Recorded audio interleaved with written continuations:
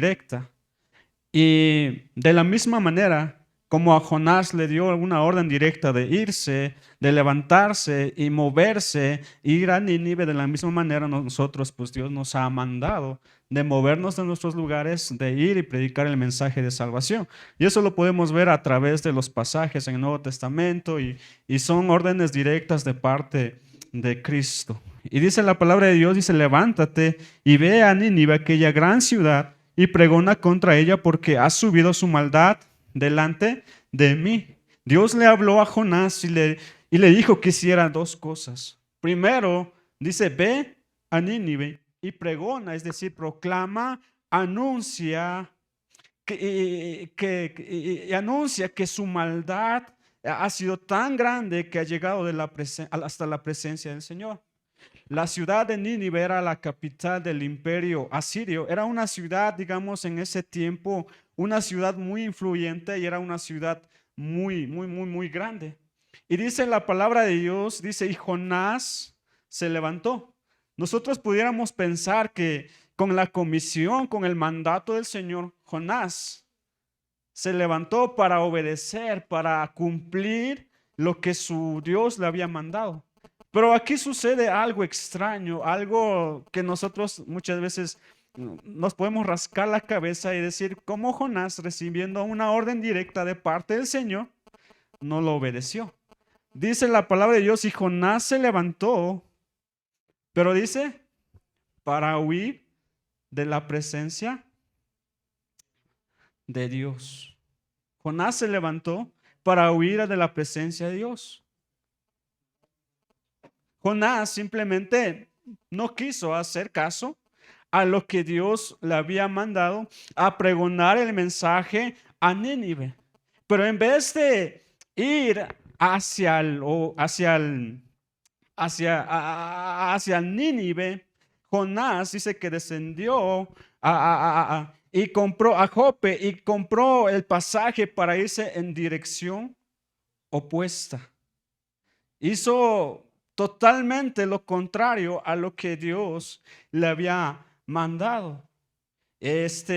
Ahora nosotros pudiéramos hacernos la pregunta, ¿por qué actuó Jonás de esta manera? ¿Por qué no quiso ir a Nínive y por qué no quiso anunciar el mensaje de salvación a esta ciudad?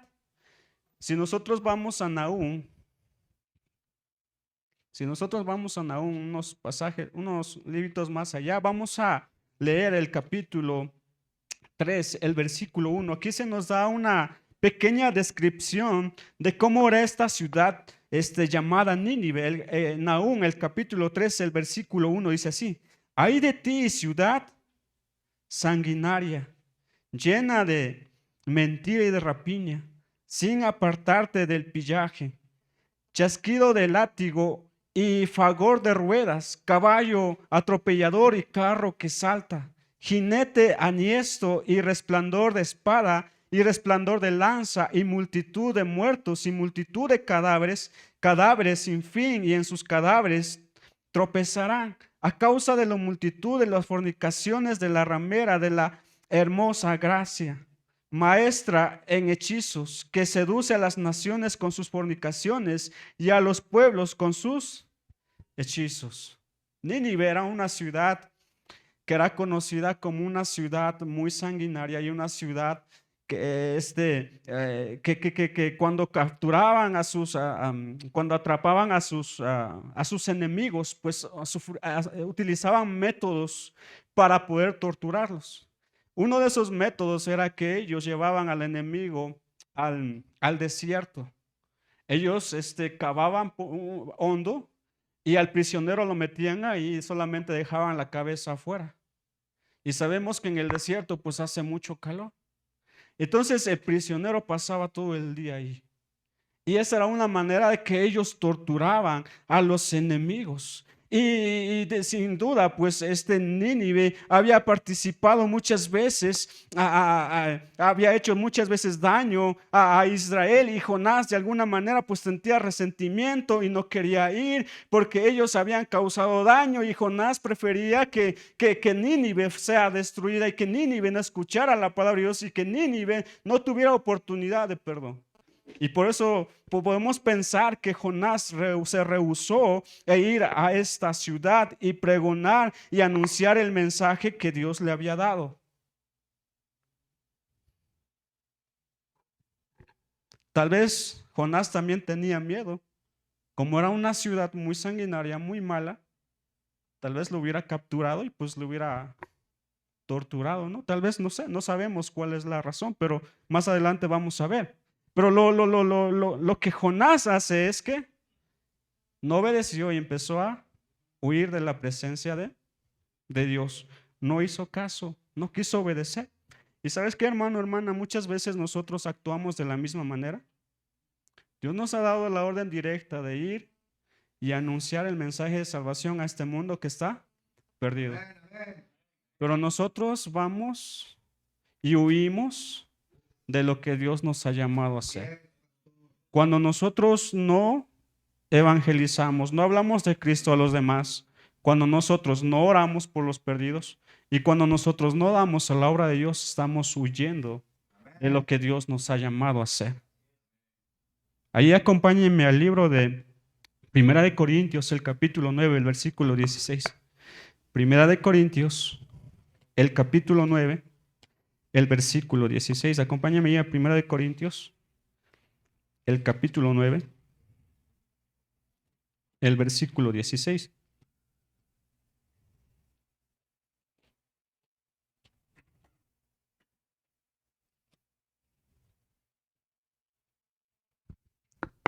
Aquí está Pablo hablando y dice así. Primera de Corintios, el capítulo 9, el versículo 16 dice, pues si anuncio el evangelio, no tengo por qué gloriarme porque me es impuesta necesidad. Dice, y ay de mí si no anunciaré el evangelio. Por lo cual, si lo hago de buena voluntad, recompensa tendré. Pero si de mala voluntad, la comisión me ha sido encomendada. Aquí está diciendo Pablo, si anuncio el evangelio, no tengo por qué gloriarme, porque me es impuesta necesidad. Dios nos ha dado este mandato, Dios nos ha dado esta comisión y está sobre mí. Y yo simplemente tengo que obedecerlo. Dice, porque me es impuesta, esta carga me ha sido dada de ir y anunciar. Y después dice, y ay de mí si no anunciaré el evangelio. Ay de mí. Ay es una exclamación de aflicción, de horror y espanto. Ay de mí un día presentarme delante de Dios y rendir cuentas por todas aquellas ocasiones en las que pude hablar de Cristo y me callé. Ay de mí que por mi pereza, por mi falta de compromiso, por mi vergüenza, por mi falta de amor, miles y miles están en lugar de tormento y sufrimiento eterno. Ay de mí que por mi afán por lograr posiciones sociales en este mundo, por mi amor a las cosas materiales, no invertí en la obra del Señor. Ay de mí que por desperdiciar mi tiempo en cosas irrelevantes, no tuve tiempo para orar por el mundo, para orar por más misioneros, para orar por familias y amigos. Ahora le hago esta pregunta. ¿Cuál será nuestra mayor excusa un día cuando estemos en la presencia del Señor del por qué no nos involucramos en misiones? ¿Qué le podremos decir al Señor? ¿Cuál será nuestra excusa? No tuve tiempo, no pude. Hermano, hermana, no es tiempo de huir. No es tiempo de buscar excusas. Es tiempo de ir y ponernos a trabajar. Es tiempo de orar y es tiempo de dar a la obra del Señor. Y sigue diciendo, dice, por lo cual, si lo hago de buena voluntad, recompensa tendré. Dice, si lo hago de buena manera, Dios me va a dar recompensa. Pero dice, pero si de mala voluntad, la comisión me ha sido encomendada. O sea, no tengo de alguna manera escaparme de esta comisión. Dice que si de buena manera lo hago, voy a recibir recompensa. Pero si no lo quiero hacerlo, aún así debo hacerlo porque Dios me lo ha mandado. Entonces, regresemos nuevamente a Jonás. No es tiempo de huir. No es tiempo de escaparnos de ese mandato que Cristo nos ha dado. Parece que a Jonás se le olvidó que nadie puede huir de la presencia del Señor. Parece que a Jonás no leyó Salmo 139:7, donde dice, ¿a dónde huiré? Se le olvidó esa porción de la palabra del Señor. Pero muchas veces nosotros actuamos de la misma manera. Y sigue diciendo la palabra del Señor. Dice, y Jonás se levantó para huir de la presencia de Jehová a Tarsis y descendió a Jope y halló una nave que partía para Tarsis y pagando su pasaje entró en ella para irse con ellos a Tarsis lejos de la presencia de Jehová. Miren, hermano, hermana, como que fue casualidad, ¿no? Que Jonás se levantó y justo agarró un barco, pagó su pasaje y se fue. Pareciera como que si fuera la voluntad de Dios de que él se fuera a Jope, ¿no? Parece casualidad, pero muchas veces las puertas abiertas no significan que sea la voluntad del Señor. Dice la palabra de Dios que engañoso es el corazón más que todas las cosas. Muchas veces nosotros podemos pensar, no, pues hay que hay una puerta abierta, entonces puedo irme, puedo hacer, pero no es así. Entonces, sigue diciendo, pero Jehová hizo levantar un gran viento en el mar y hubo en el mar una tempestad tan grande que se pensó que se partiría la nave. Dios hizo que se levantara esa tempestad porque quería de alguna manera regresar al profeta al mandato que él había encomendado. Dice, y los marineros tuvieron miedo y cada uno clamaba a su Dios. Recordemos que estos marineros vivían en el mar. Ellos sabían perfectamente cómo manejar esa situación, de cómo maniobrar en las olas cuando las olas o la tempestad pues venía. Pero en esta ocasión pasó algo. En esta ocasión, la tempestad era tan grande, era tan diferente y los marineros lo sabían y los marineros estaban conscientes de que algo andaba mal. Y por eso dice que cada uno clamó a su Dios. Y echaron al mar los enseres, dice que había en la nave para descargar de ellos. ¿Qué dice allí? Pero Jonás había bajado al interior de la nave y se había echado a dormir. Mientras los marineros estaban tratando de salvar su vida, mientras los marineros estaban tratando de estabilizar la nave para no ahogarse, el gran siervo de Dios, el gran profeta de Dios, estaba durmiendo. Ni siquiera las olas que estaban ahí moviéndose, ni siquiera los gritos, los lamentos de los marineros lo despertó. Muchas veces nosotros estamos dormidos espiritualmente. Miren, este mundo cada vez va más en picada. Tanta maldad, tanta violencia, tantas cosas que están sucediendo. Pero nosotros estamos bien cómodos. No escuchamos el grito, el lamento, el gemido de las personas que se están perdiendo. Dice que cada uno clamaba a su Dios. ¿Y no es así en este mundo? Cuando viene problemas, dificultades, no clama cada uno a su Dios. Cada uno busca a santos e imágenes, reza, va delante de ellos, hace peregrinaciones y busca de alguna manera salvarse. Pero nosotros muchas veces nos hemos vuelto tan indiferentes que vemos todo eso y no hacemos nada.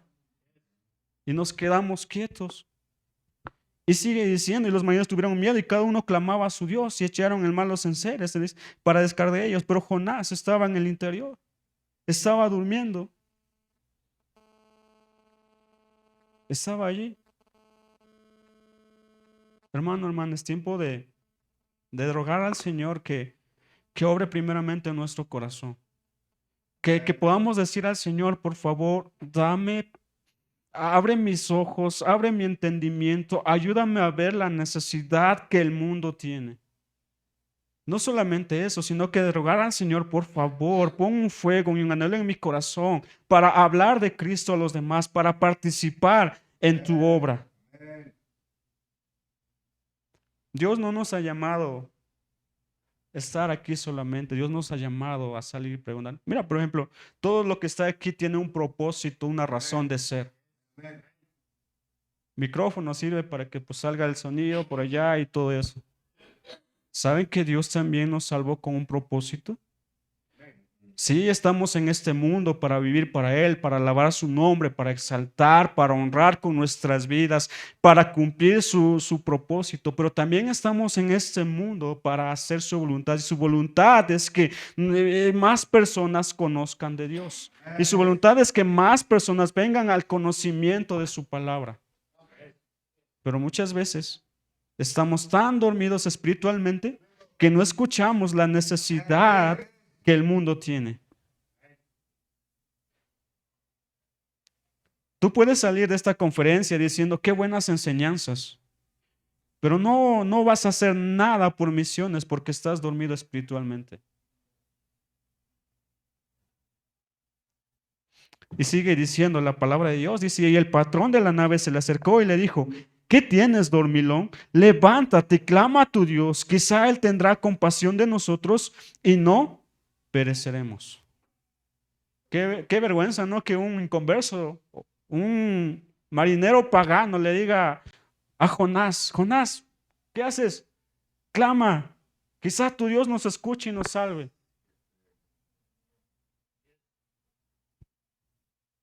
Y sigue diciendo, y cada uno dice, y dijeron cada uno a su compañero, venid y echemos suerte para que sepamos por qué causa, de quién nos ha venido este mal, y echemos suerte, y la suerte cayó sobre Jonás. Entonces le dijeron ellos, decláranos ahora por qué nos ha venido este mal, qué oficio tienes y de dónde vienes, cuál es tu tierra y de qué pueblo eres. Dice el 9, y él le respondió, soy hebreo, se puede decir, soy cristiano y temo a Dios, Dios de los cielos, que hizo el mar y la tierra. Dice, ¿dónde eres? ¿Quién eres? Dice, soy hebreo. Y dice, y temo a Dios. ¿Y era cierto? ¿Temía a Dios? Estaba yendo en una dirección opuesta. Eso significa que no temía a Dios. Miren hermanos, nosotros podemos decir a los cuatro vientos que amamos al Señor, que Él es nuestro Rey, nuestro Señor, nuestro soberano. Pero ¿sabes cómo se demuestra si yo realmente amo a Dios? Cuando yo cumplo o obedezco sus mandatos. Y sabe que uno de sus mandatos es id y haced discípulos. ¿Sabe que uno de sus mandatos es id y predicad?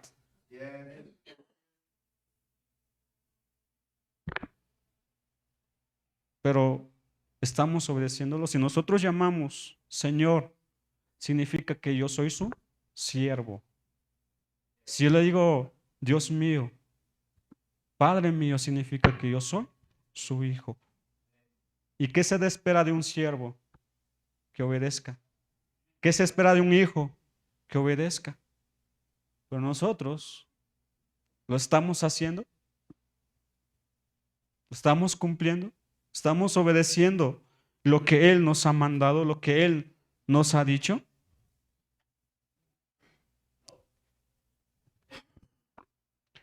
Y aquellos hombres temieron, dice, sobremanera y le dijeron, ¿por qué has hecho esto? Porque ellos sabían que huían de la presencia de Jehová, pues Él se lo había declarado.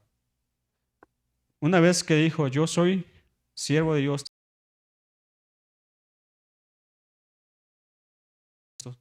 porque por la culpa de Jonás, pues vino esa tempestad tan grande, por la culpa de Jonás, los marineros estaban a punto de morir. Y los marineros dicen, ¿por qué nos has hecho esto? ¿Me podrías acompañar, hermano, un ratito? Vente, por favor. Pues, párate más allí. Yo no digo que va a pasar así, pero es para que nosotros podamos entender la idea. Miren, hermano, yo soy cristiano, yo temo a Dios, pero Él no. Imagínese esta escena un día. Dios dice que un día vamos a resucitar, unos para vida eterna, otros para muerte eterna. Imagínese Él, que Él sabe que yo soy cristiano, que voy a la iglesia, que temo a Dios, pero yo nunca le compartí a Él. Él me mira a los ojos y me diga, ¿por qué nunca me compartiste? ¿Por qué nunca me hablaste? mientras él se va al infierno por la eternidad, mientras él va a estar allí sufriendo por sus pecados y mientras yo voy al cielo a estar con él. Imagíname ver su cara, su rostro de angustia, de dolor, de espanto, de que va a ser echado allí en el infierno por la eternidad. Y me diga, ¿por qué no me compartiste? ¿Por qué no me hablaste? ¿Por qué no me dijiste? ¿Por qué no me amonestaste? ¿Por qué no oraste por mí? ¿Por qué no diste a las misiones para que otros vayan y me prediquen y me hagan saber? ¿Cómo nos vamos a sentir?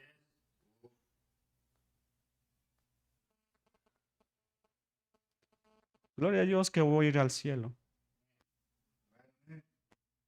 Pero ¿acaso mi vecino, los que viven aquí cerca, los que viven en otro continente, no merecen la misma oportunidad? Puedes tomar asiento. Gracias. Entonces, dice, ¿por qué nos has hecho esto? ¿Por qué callamos? ¿Por qué no apoyamos? ¿Por qué no damos? ¿Por qué no anunciamos? ¿Qué nos detiene? Podríamos decir, bueno, yo no sé cómo salir y cómo predicar o cómo presentar el mensaje de salvación. Pues venga, aprenda. Pídanle al pastor que les enseñe. Miren, muchas veces nosotros nos esforzamos por aprender muchas cosas. Si algo no lo sabemos, pues vamos al internet y tratamos de aprender y lo hacemos. Pero cuando se trata de las cosas del Señor, simplemente nos quedamos, bueno, no lo sé, pero como no sé, pues ya. No, hermanos. Tratemos de involucrarnos, de hacer lo que Dios nos está diciendo. Saltemos al capítulo 3. Saltemos al capítulo 3. Dice, ya que Jonás no, no había escuchado la voz de Dios, ya que Jonás no quiso hacer caso, ya que Jonás había sido la causa de que los marineros estuvieran en ese lugar de peligro, Jonás no quiso ir, no quiso obedecer el mandato de Dios, prefirió morir que ir a Nínive y predicar la palabra del Señor. Y por eso dice, Jonás dice, no, es por mi culpa que ha venido esto, yo soy el responsable, pero échenme al mar. Y dice ahí, bueno, ya conocemos la historia, vino un pez y se lo tragó. Y Jonás estaba tres días y 3 noches en el vientre del pez, pero gracias a Dios que Dios es su Dios de oportunidades. Dios nos da segundas oportunidades. Dice el capítulo 3, dice, vino palabra de Jehová por segunda vez a Jonás. Una vez que el pez lo vomitó, nuevamente dice, vino palabra de Jehová a Jonás, diciendo, levántate y ve a Nínive, aquella gran ciudad, y proclama en ella el mensaje que yo te diré. Dice, y se levantó Jonás y fue a Nínive conforme a la palabra de Jehová, y era Nínive ciudad grande en extremo de 3 días de camino. Y comenzó Jonás a entrar por la ciudad camino de un día y predicaba diciendo, de aquí a 40 días Nínive será destruida. Y los hombres de Nínive creyeron a Dios y proclamaron ayuno y se vistieron de cilicio, desde el mayor hasta el menor de ellos. Dios le da la segunda oportunidad a Jonás, dice, ve Nínive, predica contra ella. No sabemos cuál fue la actitud de Jonás. Tal vez Jonás pues dijo, van a ser destruidos, arrepiéntanse, o ustedes, pueblo, van a sufrir la ira de Dios. No sabemos cuál fue, pero no sabemos con qué actitud tampoco lo dijo. Tal vez fue con una actitud de desprecio, bueno, simplemente voy a anunciar y decir. Pero en medio de todo eso, Dios utilizó ese mensaje y utilizó a ese profeta desobediente para salvar a una ciudad tan grande y a una ciudad tan numerosa. Mira, Dios quiere utilizar nuestras vidas. Dios quiere que nosotros seamos propagadores del mensaje de salvación. Dios quiere que nosotros traigamos mucho fruto o traigamos muchas personas a la iglesia. ¿Pero está dispuesto? ¿Desea que Dios lo utilice? ¿Desea que Dios obre a través de su vida? Había un general y al frente estaban 100 soldados. Y el general le dijo, necesito 10 hombres. Había 100 soldados ahí. Dijo, necesito 10 hombres. Pero déjame decirles algo. Es una misión peligrosa. Es una misión que tal vez el enemigo los capture, los torture y los mate. Es una misión que tal vez ya no van a regresar con vida. Necesito 10 hombres valientes. Adelante los 10 voluntarios. Y los 100 soldados que estaban ahí dieron al frente y dijeron, aquí estamos. Esos soldados estaban decididos a dar su vida por algo terrenal, por algo superficial. Ahora Dios nos está diciendo, ¿quién quiere ser parte de esta obra? ¿Quién quiere involucrarse? ¿Quién desea ser partícipe de lo que Dios quiere hacer en este lugar? Pero ¿cuántos de nosotros estamos dispuestos a decir, Señor, yo quiero ser ese hombre? Yo quiero ser esa mujer. Tal vez no tenga dones y talentos, tal vez tenga temores, dudas y miedos, pero yo estoy dispuesto a hacer lo que tú me mandas. Yo estoy dispuesto a obedecerte y hacer lo que tú me dices. Dios está buscando a esas personas, pero ¿cuántos de los que estamos aquí vamos a estar dispuestos a obedecerlo? A dar ese paso, decir, Señor, aquí estoy. Ya sea que tenga que ir a evangelizar aquí en mi barrio, ya sea que tenga que orar, ya sea que tenga que dar a misiones, Señor, aquí estoy, toma mi vida. Mira, Dios puede utilizar tanto la vida de un joven, de una señorita, como la vida de una persona ya grande. Solamente quiere el corazón dispuesto. Pero ¿cuántos están dispuestos? ¿Cuántos lo quieren hacer? Y por la predicación de Jonás hubo un gran avivamiento. Más de 120,000 personas fueron salvas. Toda la ciudad de Nínive se arrepintió, creyó a Dios. Y Dios quiere salvar mucho pueblo todavía aquí en Cuenca y otras partes del mundo. Pero solamente quiere cristianos dispuestos y comprometidos con su obra, con su reino y con su causa.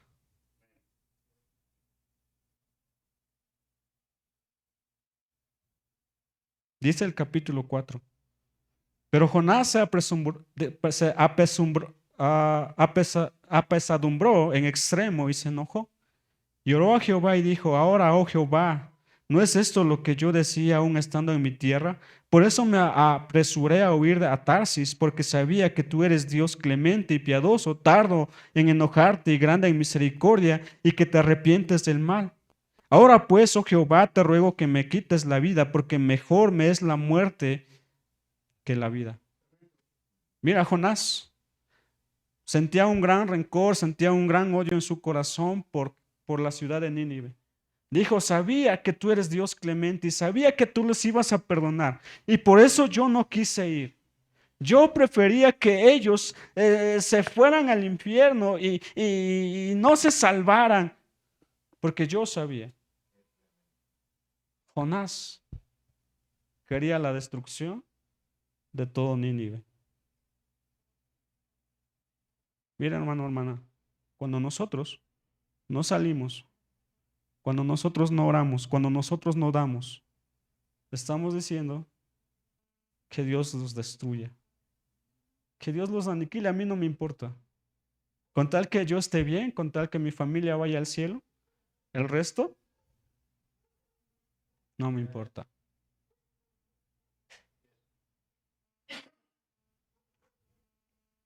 Y qué triste. A pesar de la desobediencia de Jonás, pues Dios lo utilizó. Dios obró en gran manera y salvó esa ciudad. Pero Jonás, en enojo en su corazón, tiene la osadía de reclamar, ¿por qué lo salvaste? Dice, ahora pues, oh Jehová, te ruego que me quites la vida, porque mejor es la muerte que la vida. Y Jehová dijo, ¿haces tú bien en enojarte tanto? Y salió Jonás de la ciudad y acampó hacia el oriente de la ciudad y se hizo allí una enramada y se sentó debajo de ella a la sombra hasta ver qué acontecería en la ciudad. Dice, y 6 dice, y preparó Jehová una calabacera, la cual creció sobre Jonás para que hiciese sombra sobre su cabeza y le librase de su malestar. Y Jonás se alegró grandemente por la calabacera. Pero al venir el alba del día siguiente, Dios preparó un gusano, el cual hirió la calabacera y se secó. Y aconteció que al salir el sol, preparó Dios un recio viento solano y cesó, y el sol hirió a Jonás en la cabeza y se desmayaba y deseaba la muerte, diciendo, mejor me sería para mí la muerte que la vida. Entonces dijo Dios a Jonás, ¿tanto te enojas por la calabacera? Y él respondió, mucho me enojo hasta la muerte. Mire, qué tremendo. A Jonás no le importaba la alma de los nínives. A Jonás no le importaba su eternidad. Pero a Jonás le importa más la calabacera. A Jonás le da más importancia esa planta. ¿Saben que muchas veces nosotros somos así? Nosotros más lloramos por algo que se rompe, ¿no? Nosotros más lloramos a veces por una mascota que se nos muere. Nosotros lloramos más por algo que se nos pierde, por algo que se daña. Pero ¿cuántos lloramos? ¿Cuántos nos sentimos mal? ¿Cuántos nos angustiamos por ver a gente que se está perdiendo? Qué mal está nuestro corazón.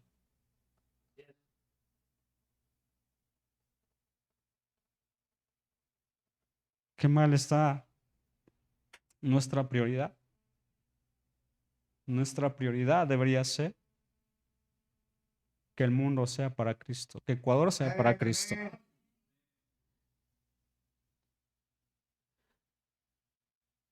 Pero muchas veces estamos atesorando más para nosotros, lo que yo quiero lograr, lo que yo quiero hacer, quiero construir. Hermano, hermana, no me malentienda, es bueno construir, es bueno hacer, pero ¿cuánto estamos dando para la obra del Señor? ¿Cuánto estamos participando en ello? Como siempre lo hemos dicho, mira, estamos de paso en este mundo, nada nos vamos a llevar. La casa, el dinero, todo lo que tengamos aquí se va a quedar. Y nada de eso tiene importancia arriba en el cielo. Lo que yo haga para Dios, eso es eso va a obtener ganancias allá en el cielo. Ahora la pregunta es, ¿qué voy a hacer? ¿Voy a invertir en el cielo? ¿O voy a seguir con mis preocupaciones aquí en la tierra? ¿Voy a seguir haciendo las cosas que he venido haciendo sin dar importancia a la obra del Señor?